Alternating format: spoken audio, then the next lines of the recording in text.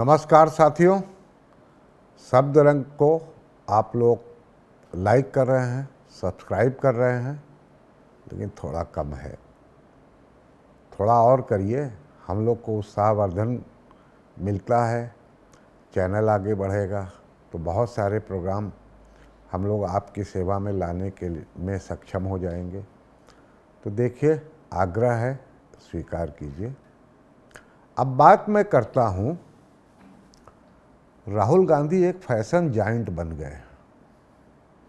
एक नए तरह का फैशन उन्होंने निकाला है। क्या फैशन है? टी शर्ट पे तो बहुत बात हो चुकी, 40,000 का, 42,000 का, कोई 90,000 कहता है। खैर, टी शर्ट पे इतनी बात हो चुकी कि इस बात को करने का कोई मतलब नहीं है। आप सब लोग टी शर्ट विज्ञान में डिफिल कर चुके हैं, कुछ लोग एमए तक ही हैं, लेकिन मास्टर्स सब हैं जो लोग हिंदुस्तान में रहते हैं। अब मैं बात ये बताना चाह रहा हूँ कि जो फैशन की बात है, अब पैंट की बात कर लेते हैं। पैंट टंगने तक, यानी कि जो पैर की एड़ी होती है उसके आसपास, उस एड़ी से ऊंचा। वो आपने देखा होगा, हमारे मुस्लिम भाई बहुत सारे हैं, वो पैजामा जो है ऐसा ही पहनते हैं।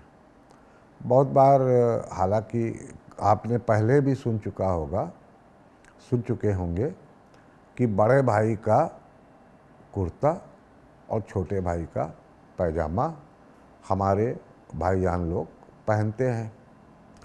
तो राहुल जी ने जो कुर्ते वाली बात तो इसलिए नहीं किया क्योंकि वो पहनते ही नहीं है, बहुत कम पहनते हैं। उन्होंने टी शर्ट पहनते हैं तो उसको तो बड़े भाई का नहीं पहन सकते हैं,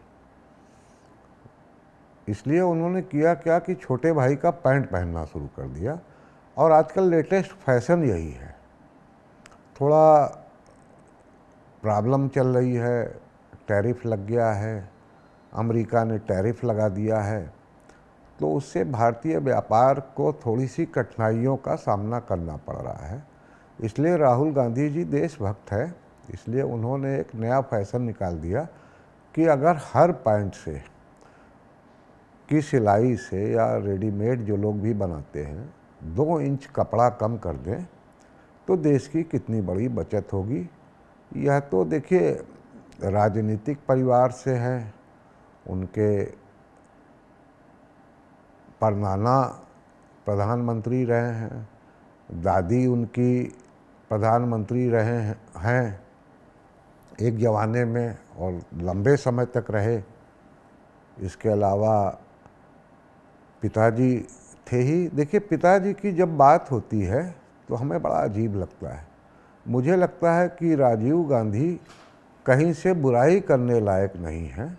वो बहुत सौम्य और बहुत प्यारे इंसान थे। व्यक्तिगत रूप से मैं उनको बहुत पसंद करता हूँ, और इंदिरा जी को इसलिए पसंद करता हूँ कि इंदिरा जी ने जब इमरजेंसी लगाई, गलत तरीके से लगाई, गलत कारणों से लगाई, विरोधी नेताओं को जेल भेज दिया, ये सारी बातें गलत है। लेकिन कुछ बातें उन्होंने इतनी अच्छी किया था। हम लोग हाई स्कूल पास करने के बाद विंटर में पढ़ रहे थे, तो हम देखते थे कि ट्रेन है, एक बार कहीं हम लोग को दिल्ली जाना था, कालका मेल आने वाली थी। तो आप कुछ मत करिए, आप खाली अपनी घड़ी देखिए, समय हो जाएगा, कालका मेल आपके प्लेटफॉर्म पे खड़ी है। तो कालका मेल का तो उदाहरण दे रहा हूँ, सभी ट्रेनों की स्थिति ये थी। तो इंदिरा गांधी का मैं प्रशंसक हूँ, लेकिन और सच पूछा जाए तो मैं गुण दोष के आधार पर किसी की प्रशंसा और किसी की बुराई करता हूँ। अगर मैं मोदी जी का प्रशंसा करता हूँ तो गुण दोष के आधार पर। अब लेकिन एक बात फंस जाती है कि मैं अगर राहुल गांधी में गुण निकालूं कि इनकी कुछ प्रशंसा कर लूं, कुछ मिलता ही नहीं। मैं करूं तो क्या करूं, मैं इस व्यक्तिगत तौर पर मैं राहुल गांधी का प्रशंसक कैसे बनूं, नहीं बन पा रहा हूं। एक अंग्रेजी में बोला जाता है ना, जब लोग अंग्रेजी बोलते हैं तो ज़्यादातर हमारी पीढ़ी के लोग और हमारी पीढ़ी के पहले वाले लोग, अब के लड़के तो बहुत ज़्यादा अंग्रेजी जानते हैं, उनकी बात छोड़ दीजिए, लेकिन कॉम्प्लेक्स उनमें भी अंग्रेजी का है। अगर कोई अंग्रेजी में बोलता है तो लोग यस यस करने लगते हैं और 90% लोग उसको सच मान लेते हैं, क्योंकि अंग्रेजी समझ वमझ में आती नहीं है। तो लगता है कि अंग्रेजी में जो बोल रहा है वो एकदम सही बोल रहा होगा। और ख़ास तौर से अगर आप कंप्यूटर खोल के बोल रहे हैं फिर तो क्या बात है, कंप्यूटर थोड़ी झूठ बोलेगा। और डंडी लेके कंप्यूटर का स्क्रीन, बड़ी सी स्क्रीन पे लगा के आप जब झूठ बोलते हैं, चाहे जितना झूठ बोलिए, चाहे ब्लंडर्ड मिस्टेक करिए, बाद में फैक्ट चेक करते रहेंगे लोग तो उसमें निकाल देंगे कि आप ही गलत थे, आपका डाटा जो है वो सब गलत है। लेकिन उससे क्या मतलब। और राहुल जी खुद भी जानते हैं कि जो वो वोट चोरी कर रहे हैं वो सब सही है। मतलब सही इस सेंस में है कि परसेप्शन तो क्रिएट हो रहा है, लेकिन उसके अंदर तथ्य कुछ नहीं है। अब राहुल भी हिंदुस्तान में रहते हैं, वो लगातार देख रहे हैं कि कैसे तथ्य को ऐसी तैसी करके एक नरेशन तैयार किया जाता है। वो भी हैं, रवीश कुमार को जानते होंगे। रवीश कुमार जब से पैदा हुआ पत्रकारिता में, तब से लगातार झूठ बोल रहा है। और लगातार झूठ बोल रहा है तो भी कौन है, आज हम जानते हैं रवीश कुमार को। मेरा चैनल नहीं देखा जाता उतना, उसका चैनल देखा जाता है। वो बड़ा आदमी है, स्टार पत्रकार है, और झूठ की खेती जो है लगातार उसकी चल रही है। अच्छे खासे बुढ़े हो गए लेकिन झूठ तो बेच ही रहे हैं।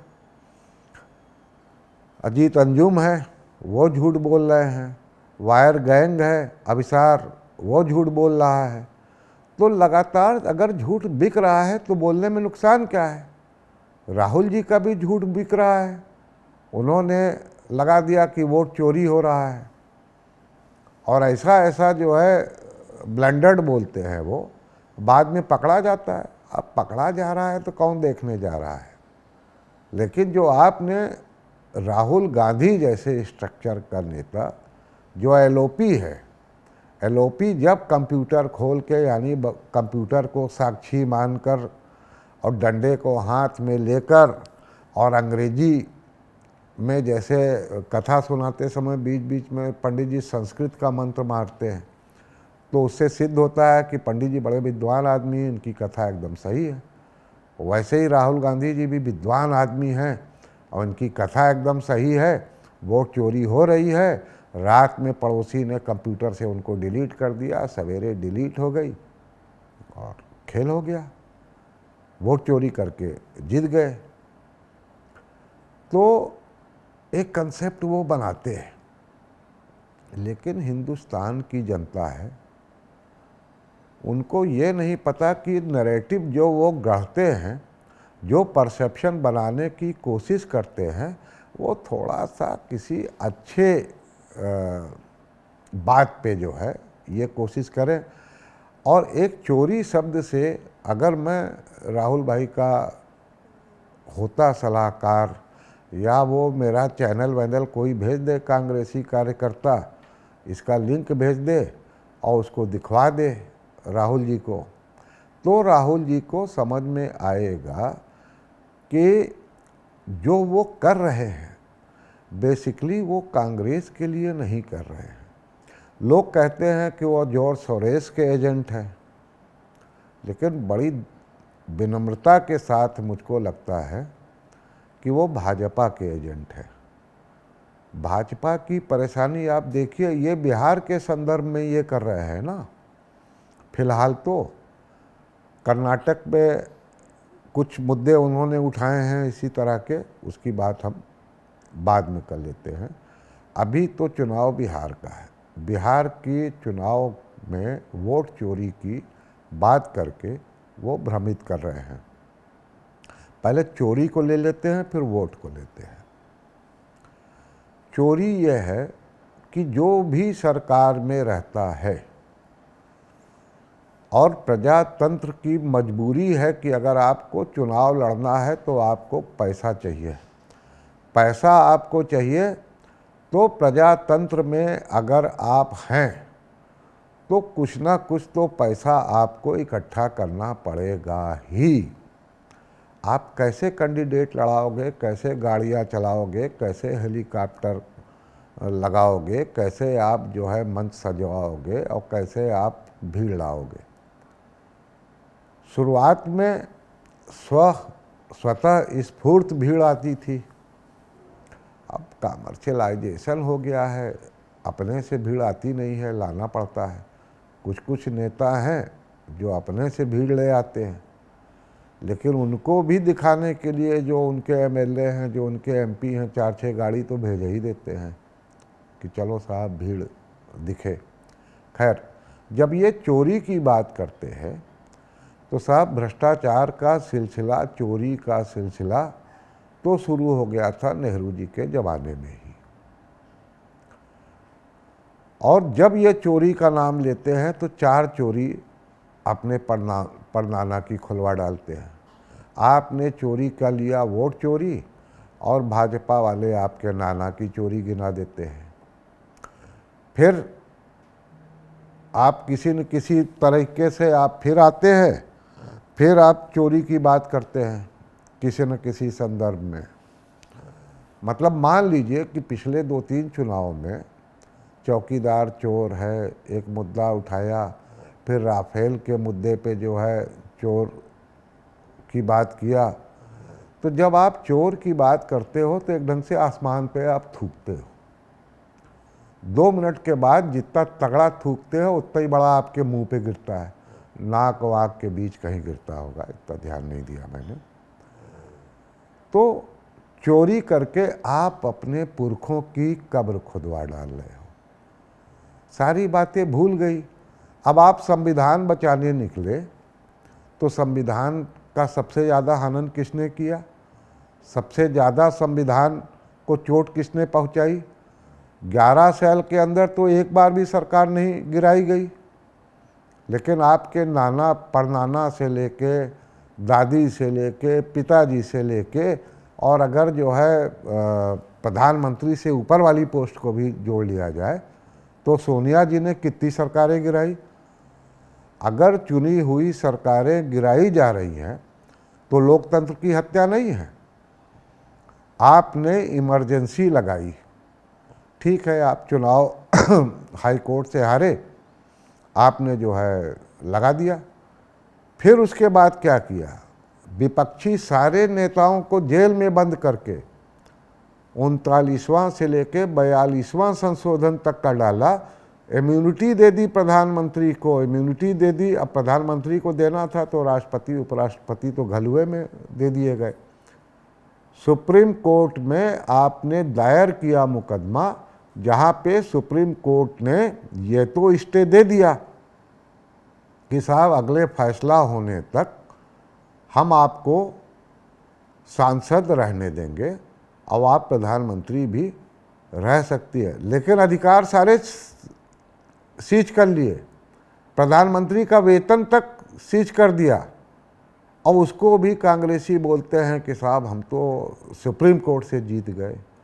ये तो केजरीवाल ने भी आप ही से सीखा है झूठ बोलना। जिस तरह से केजरीवाल झूठ बोलता है वो आपसे बड़ा वाला है। वो अलग है कि आप थोड़े थोड़े ठीक आदमी हैं, मतलब काफ़ी ठीक है झूठ बोलने के मामले में। लेकिन अब जैसे आप चोर कहते हैं और अपना पुस्त खुदवा डालते हैं, संविधान बचाने निकलते हैं। जो चीज़ें लोग भूल गए उन चीज़ों को आप गड़ा मुर्दा उखाड़ देते हैं। तो राहुल जी चाहते क्या है कि कांग्रेस को बर्बाद ही कर देना चाहते हैं। कोई आपका सलाहकार नहीं है, कोई आपको ये बताने वाला नहीं है बिहार का चुनाव, देखिए हुआ क्या था कि जब पहले कार्यकाल में 5 साल में आए, उस समय तत्कालीन डीजी बिहार हमारे दोस्त हुआ करते थे, महोबा के रहने वाले थे, बस इतना इशारा कर दे रहा हूँ, नाम नहीं बता रहा हूँ। हम लोग उनसे मिलने गए तो उन्होंने एक बात कही कि ये प्रशासन तो हमने देखा ही नहीं था। जीवन बीत गया बिहार पुलिस में नौकरी करते करते, कुछ साल की नौकरी बची थी। बिहार का मंत्री डीजीपी से सोर्स लगाता था कि ये कोई गुंडा है, कोई भ्रष्ट आदमी है, उसके लिए सिफारिश करता था, विधायक करता था, मंत्री करता था। तो डीजी साहब बोलते थे सर एकदम सही आप कह रहे हैं, मैं तुरंत एक्शन लेता हूँ, आप जो कहेंगे वो हो जाएगा, बस एक काम करिए, एक बार चीफ मिनिस्टर साहब से कहला दीजिए, क्योंकि उनके आदेश है कि सर कि जब तक मैं ना कहूँ आप कुछ मत करिए, आप हमसे कह रहे हैं तो यही बात आप चीफ मिनिस्टर साहब से हमको फ़ोन करा दीजिए। मंत्री भाग जाते थे, विधायक भाग जाते थे, किसी की हैसियत नहीं थी कि वो नीतीश कुमार जी से फ़ोन करवा दे, और कहते थे हमने एक लाइन के फार्मूले में पूरे प्रशासन को सिद्ध कर दिया था। लेकिन अब 20 साल के मुख्यमंत्री हैं, 5 साल बहुत अच्छा गया, उसके बाद वाला भी 5 साल ठीक गया, मतलब उसके बाद वाला थोड़ा और कम ठीक गया, और जो ये वाला 5 साल था उसमें नीतीश जी काफ़ी बुजुर्ग हो गए। अब आप देखिए उड़ीसा में नवीन पटनायक की कोई गलती नहीं थी, शासन प्रशासन सब दुरुस्त जानदार चल रहा था, तो भी हार गए। इसलिए हार गए कि बुजुर्ग हो गए। तो 15 साल की एंटी इनकम्बेंसी है और 5 साल की जो है एंटी नहीं प्रो इनकम्बेंसी है नीतीश के साथ। लेकिन 5 साल की प्रो इनकम मतलब जो उनका लाभ है, जो उनके शासन सत्ता की प्रशंसा है, और 15 साल की जो है डिमिनिशिंग रिटर्न में जा रहा है वो नुकसान हुआ। आप उसको भुनाने की जगह तेजस्वी को आगे बढ़ाने की वजह तेजस्वी को ड्राइवर बना के आपने बिहार की पॉलिटिक्स की भी ऐसी तैसी कर दी। सरकार की विफलता गिनाने की जगह आप वोट चोरी गिना रहे हैं। बिहार की जनता को हो या कोई भी हो, उसको अपना वोट सही है तो सही है, और जो बड़े लोग हैं थोड़े मध्य वर्गीय और उच्च वर्गीय, वो तो अगर 100 बार गरज जाए और आप ला के उनको पर्ची पकड़ा दीजिए कोई पार्टी वाला कि सर आपको ये बूथ है, ये पर्ची है, आपको जाना है तो चले जाएंगे, वो भी 60% 50%। उनको मतलब ही नहीं है। वोटर लिस्ट में नाम है तो ठीक है, नहीं है तो ठीक है, बढ़िया छुट्टी है, पिकनिक मनाएंगे, बच्चों के साथ रहेंगे, नॉनवेज वाले मटन लाएंगे पकाएंगे, और वेजिटेरियन वाले जो है कचौड़ी पकाएंगे, बढ़िया जो है खाना बनाओ खाओ, छुट्टी है। तो ये कोई इशू नहीं है। ये नॉन इश्यूज़ को चाहे जितना झूठ बोलिए आप इश्यूज़ बनाइए, कोई फ़ायदा नहीं है। 15-20 दिन आपने बर्बाद किया यात्रा निकालने में, कुछ नहीं मिलेगा राहुल जी आपको। इसलिए नहीं मिलेगा कि ये मुद्दा ही नहीं है। मुद्दे हैं, मैं आपको बता रहा हूँ, तो उन मुद्दों पे आप जाना ही नहीं चाहते। और इसीलिए मैं कहता हूँ कि आप जार सोरोस के नहीं भाजपा के एजेंट हैं। जाने में अनजाने में अपनी अधिक चतुराई या भयंकर मूर्खता प्रदर्शित करके आप ये हर चुनाव आप हारते हैं। क्यों हारते हैं? क्योंकि आप अजीब अजीब सी हरकतें करते हैं। अरे इतना बड़ी कांग्रेस पार्टी, इतने सारे लोग हैं, अगर आप सुनना सीखते, जितना आप बोल रहे हैं मुंह टेढ़ा करके, अगर आप कान को मजबूती प्रदान करें, आपके अपने ही लोग इतनी अच्छी अच्छी चीज़ें बताएंगे, कम से कम कांग्रेस की सीटें बढ़ाएंगे, नहीं बढ़ा पाए तो स्थिर रखेंगे, स्थिर भी नहीं रख पाए कम भी हो जाएगा, लेकिन कांग्रेस की इज्जत तो बनी रहेगी। आप तो कांग्रेस की इज्जत धोने पे उतारू हैं, कांग्रेस की ऐसी तैसी करने पर उतारू हैं। तो भाई साहब, आप देश के लिए नहीं, बिहार के लिए नहीं, किसी अन्य प्रदेश के लिए नहीं, आप राजनीति से हाथ जोड़िए, कांग्रेस को जिंदा रहने दीजिए। भगवान माफ़ करिए कांग्रेसियों को और छोड़ दीजिए, आप कुछ और करिए भाई साहब।